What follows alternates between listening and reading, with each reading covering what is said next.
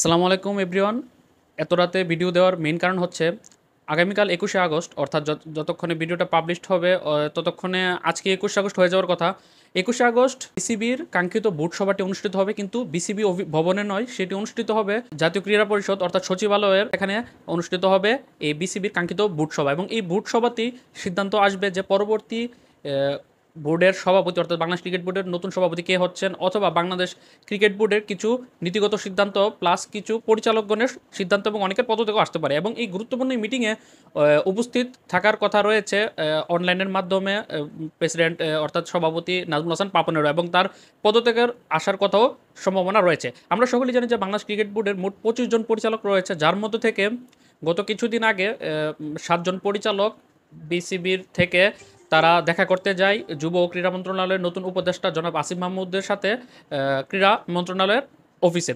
সেখানে এই 7 জন তারা ক্রিকেটের বর্তমান অবস্থা এবং বিসিবির বর্তমান অবস্থা এবং সামনে আসন্ন টি-20 বিশ্বকাপ, নারী টি-20 বিশ্বকাপ নিয়ে কথা বলে। যদিও টি-20 বিশ্বকাপটা এখন বাংলাদেশ থেকে সরে গেছে, সেটি এখন ইউইতে হবে, সেটি ভিন্ন আলোচনা। আরব আমিরাতে কীভাবে গেলো সেটা নিয়ে আরেকটি কথা বলবো। কিন্তু এখন কথা হচ্ছে যে এই 7 জন পরিচালক যারা যাচ্ছেন, এই 7 জন পরিচালকের মধ্যে 2 জন পরিচালক রয়েছে জাতীয় ক্রীড়া পরিষদ এনএসসি দ্বারা মনোনীত। একজন হচ্ছে জালাল ইউনুস, যে ক্রিকেট অপস চেয়ারম্যান, আরেকজন হচ্ছে সাজ্জাদুল আলম ববি, যে হচ্ছে টুর্নামেন্ট কমিটির প্রধান। এই দুজনের মধ্যে জাতীয় ক্রীড়া পরিষদ এনএসসি থেকে এই দুজনকেই পদত্যাগ করতে বলা হয়, যার মধ্যে জালাল ইউনুস সাথে সাথে পদত্যাগ করলেও এখন পর্যন্ত পদত্যাগ করেনি সাজ্জাদুল আলম ববি। সে জানিয়েছে যে তার সিদ্ধান্তটা ক্রীড়া মন্ত্রণালয় থেকেই নেওয়া হোক, জাতীয় ক্রীড়া পরিষদ থেকে। এখন এই যে 7 জন পরিচালকের কথা বললাম, এই 7 জনের মধ্যে এই দুজন কিন্তু ছিল এনএসসি দ্বারা মনোনীত। এই দুজন অর্থাৎ জাতীয় ক্রীড়া পরিষদ থেকে মনোনীত দুজন প্রার্থীকে দেওয়া হয় বিসিবিতে। তারা ওই বাকি 23 জন পরিচালকের সাথে মিলে তারা 25 সদস্যের একটি পরিচালক কমিটি হয়, যেখান থেকেই মূলত বাংলাদেশ ক্রিকেট বোর্ড থেকে পরিচালিত হয়, এবং 25 জন থেকেই একজন হয় সভাপতি।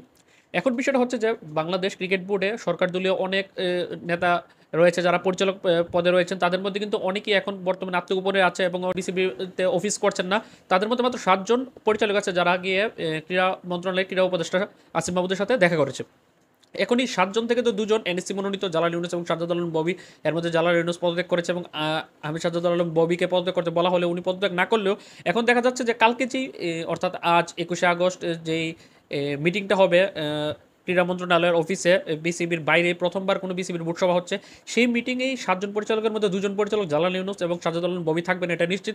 বাকি 5 জন পরিচালক তো অবশ্যই উপস্থিত থাকবে। কিন্তু কথা হচ্ছে যে একটা মিটিংয়ে বোর্ড সভাতে মিনিমাম 9 জন পরিচালক এই কোরামে থাকতে হয়। 9 জন পরিচালকও থাকবে, কীভাবে সেটা বলছি।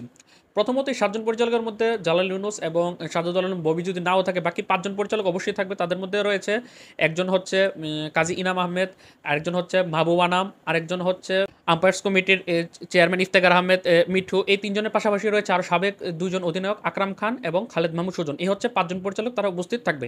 এই 5 জনের পাশাপাশি উপস্থিত থাকার সম্ভাবনা রয়েছে ইয়াং পরিচালক, নতুন গত বোর্ড সভায় নির্বাচিত পরিচালক ফাহিম সিনহা, এই হচ্ছে 6 জন। তারপর সপ্তম সদস্যটা হচ্ছে মোহাম্মদ সালাউদ্দিন, একজন পরিচালক বিসিবির, সেও উপস্থিত থাকার কথা রয়েছে, এই হলো 7 জন। অষ্টম সদস্যটা হচ্ছে রাজশাহী থেকে মনোনীত পরিচালক সাইফুল ইসলাম স্বপন চৌধুরী, এই হচ্ছে 8 জন। এই 8 জনের বাইরে আরও একজন লোক লাগবে যাকে এই বিসিবির বোর্ড সভাতে উপস্থিত থাকতে হবে। নাজমুল হাসান পাপন তো অনলাইনে উপস্থিত থাকবেন, কিন্তু এই বাকি নাজমুল হাসান পাপন বাদে যে 9 জন পরিচালক উপস্থিত থাকতে হয়, এর মধ্যে 8 জনের কথা বললাম। নবম পরিচালকটি হতে পারে সাবেক অধিনায়ক, সাবেক প্রধান নির্বাচক ফারুক আহমেদ, যাকে আমরা গুঞ্জন চলছে যে ফারুক আহমেদ বিসিবির নতুন সভাপতি হতে যাচ্ছে। এখন ফারুক আহমেদকে কিভাবে সে এখানে পরিচালক হিসেবে আসবে, যে শুরুতেই বললাম যে জালাল ইউনুস বিসিবিতে যে পরিচালক এনএসসি দ্বারা মনোনীত, জালাল ইউনুস কিন্তু পদত্যাগ করেছে, এবং পদত্যাগ করাতে কিন্তু এনএসসির একটি কোটা খালি রয়েছে। সেই কোটায় ফারুক আহমেদ অবশ্যই তাকে হয়তোবা জাতীয় ক্রীড়া পরিষদ মনোনয়ন দিবে প্রার্থী হিসেবে। এই বোর্ড পরিচালনা পর্ষদের মিটিং বা বোর্ডের মিটিংয়ে সে উপস্থিত হবে। সেখানে কি এই 9 জন পরিচালক মিলে তারা ভোটে যদি ফারুক আহমেদকে প্রেসিডেন্ট পদে সে দাঁড়ায়, সেখানে তাদের ভোটাভুটিতে উনি সভাপতি পদে নির্বাচিত হবেন। কিন্তু তার আগে অবশ্যই নাজমুল হাসান পাপন যে অনলাইনে এই মিটিংয়ে বোর্ড সভাতে যোগ দিবে, তার অবশ্যই পদত্যাগ করতে হবে, অথবা সে এমন হতে পারে যে ইমেলের মাধ্যমে পদত্যাগপত্রটা পাঠাতে পারে বিসিবি সিইও নিজামুদ্দিন চৌধুরী সুজন বরাবর। যদি পাপন পদত্যাগ করে, সেক্ষেত্রে কিন্তু ফারুক আহমেদ এনএসসি দ্বারা মনোনীত পরিচালক হওয়ার পর সে এখানে সভাপতি পদে ইলেকশন করতে পারবে। এই 9 জনের মধ্যে বাকিরা ভোট দিয়ে তাকে সভাপতি পদে নির্বাচিত করবে। এখন বিষয়টা আবার এতটুকু সহজ না, কারণ যদি বাকি যে পরিচালকরা রয়েছে, অর্থাৎ 25 জনের মধ্যে তো 9 জনের কথা বললাম, আরও অনেক পরিচালক রয়েছে, প্রায় 16 জন পরিচালক যারা অফিস করছে না বা আত্মগোপনে রয়েছে এবং দেশের বাইরে রয়েছে, তাদের কি হবে? এখন পাপন পদত্যাগের পাশাপাশি পাপনের সরকারি দলীয় অনেকেই পদত্যাগ করতে পারে। সেক্ষেত্রে একটা পদত্যাগের হিড়িকও পড়তে পারে আজকের এই মিটিংয়ে 21শে আগস্টের এই মিটিং, বুধবারে যে মিটিংটি হবে ক্রীড়া মন্ত্রণালয়ে, এখানে পদত্যাগের হিড়িক পড়ে যাবে। সেক্ষেত্রে ওই যে শূন্য পদগুলো পরিচালক পদে, সেগুলোতে ভবিষ্যতে আরও ইলেকশনের মাধ্যমে প্রত্যেক পরিচালনা পদে পরিচালক হিসেবে নির্বাচিত হয়ে নতুন কেউ আসবে। এটি হচ্ছে আইসিসির যে কনস্টিটিউশন, আইসিসির যে গঠনতন্ত্র, সেই গঠনতন্ত্র তো এরকম হচ্ছে যে পুরো বোর্ড একবারে ভেঙে দেওয়ার কোনো সুযোগ নেই। তাহলে বাকি পরিচালক যারা পদত্যাগ করবে তাদের পদে নতুনরা ইলেকশন করবে। খুব সম্ভবত এটাই বোঝা যাচ্ছে, তারা যেহেতু আত্মগোপনে আছে, পুলিশ প্লাস দেশের জনগণের ভয়ে তারা হয়তোবা এই মিটিংয়ে অবশ্যই উপস্থিত থাকবে না। আর আরেকটি নিয়ম হচ্ছে, আইসিসির একটি নিয়ম রয়েছে এবং বিসিবির গঠনতন্ত্রের একটি নিয়ম হচ্ছে, সেটা হচ্ছে যে টানা 3টি বোর্ড সভাতে যদি কোনো পরিচালক উপস্থিত না থাকে, তাহলে তার পরিচালনা পদে এবং সদস্যপদ তার সেটি বাতিল হয়ে যায়। সেক্ষেত্রে এই মিটিংয়ের পর আগামী আরও 2টি মিটিং, আগামী 2 সপ্তাহ 2টি মিটিং হয়তোবা বিসিবির সিইও নিজামুদ্দিন চৌধুরী সুজন এবং ক্রীড়া মন্ত্রণালয় থেকে ডাকা হবে। সেই মিটিংয়ে যদি ওই বাকি পরিচালকগুলো উপস্থিত না থাকে, তাদের সদস্যপদ এমনিতেই বাতিল হয়ে যাবে। সেক্ষেত্রে বাকি যারা রেগুলার উপস্থিত আছে যে পরিচালকগুলো, তাদের আন্ডারেই নতুন পরিচালক হিসেবে যদি ফারুক আহমেদ নির্বাচিত হয় সভাপতি, তার আন্ডারে এই বিসিবি পরিচালিত হবে।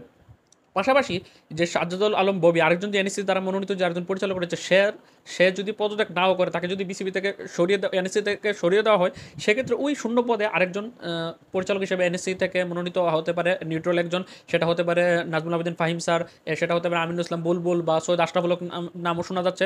দেখা যাক শেষ পর্যন্ত আজকের মিটিংয়ে তো বোঝা যাবে যে কে কে আসছে এবং কে কে আসছে না। আরেকটি জিনিস হতে পারে, যদি একটা অ্যাডহক কমিটি গঠন করা হয়, অর্থাৎ যদি আইসিসি অনুমোদন দেয় যে এই পুরনো যে কমিটি আছে সেটাকে আপনারা ভেঙে দিয়ে একটি অ্যাডহক কমিটি, অর্থাৎ আহ্বায়ক কমিটি, একটি ভারপ্রাপ্ত কমিটি, এই বর্তমান সরকারের মতো একটা সরকারের মতো ভারপ্রাপ্ত একটি কমিটি যদি গঠন করবে, সেক্ষেত্রে এমন হতে পারে যে ক্রীড়া মন্ত্রণালয় থেকে ফারুক আহমেদকে সরাসরি সভাপতি বা নাজমুল আবেদিন ফাহিম স্যারকে সরাসরি সভাপতি ঘোষণা করা হবে, সেখানে ভারপ্রাপ্ত সভাপতি। পাশাপাশি সেখানে বাকি পরিচালক পদে খালেদ মাসুদ পাইলটের আসার কথা রয়েছে। তাছাড়া এমনই শোনা যাচ্ছে যে তামিম ইকবাল বিসিবির নীতি নির্ধারণী পর্যায়ে কাজ করতে ইচ্ছুক, তারা ইচ্ছা পোষণ করেছে। সেক্ষেত্রে তামিম ইকবালকে আমরা এমন দেখতে পারি যে পদত্যাগ করে সে বিসিবির পরিচালনা পদে আসছে ভারপ্রাপ্ত কমিটিতে। আবার এমন হতে পারে যদি অ্যাডহক কমিটি অর্থাৎ আহ্বায়ক কমিটি নাও করা হয়, সেক্ষেত্রে প্রথমে যে নিয়মটার কথা বললাম যে 9 জন পরিচালক উপস্থিত থাকলে যে মিটিংয়ের মাধ্যমে ফারুক আহমেদ যদি সভাপতি হয়, সেক্ষেত্রে ওই বাকি যে পরিচালক যারা রয়েছে যদি পাপড় পদত্যাগ করে, বাকিরা যদি 16 জন পদত্যাগ করে, সেক্ষেত্রে ওই শূন্য পদে ইলেকশন করে খালেদ মাসুদ পাইলটের আসার সম্ভাবনা রয়েছে, তামিম ইকবাল আসতে পারে। এখন দেখার বিষয় আজকে 21শে আগস্টের মিটিংয়ে হয়তোবা দুপুর বা বিকাল নাগাদ জানা যাবে যে কি হচ্ছে মিটিংয়ে, অথবা রাতের মধ্যে সবকিছু শিওর হয়ে যাবে। তবে এই বিসিবি পুনর্গঠনের ক্ষেত্রে এই প্রক্রিয়াটা শেষ হতে আইসিসির গঠনতন্ত্র অনুযায়ী তাহলে মিনিমাম 3 থেকে 4 সপ্তাহ সময় লাগতে পারে, যে পূর্ণাঙ্গ নতুন একটি কমিটি এবং নতুন দিনের কথাই তো আমরা বলছি, নতুন একটি কমিটি করতে হয়তো বা 3 সপ্তাহের মতো 21 দিনের মতো সময় লাগতে পারে। আজকে এতটুকু পর্যন্ত রইল। পরবর্তী ভিডিওতে অন্য বিষয় নিয়ে কথা হবে। ততক্ষণ পর্যন্ত ভালো থাকুন, সুস্থ থাকুন, স্পোর্টস চ্যানেলের পাশে থাকুন। আল্লাহ হাফেজ।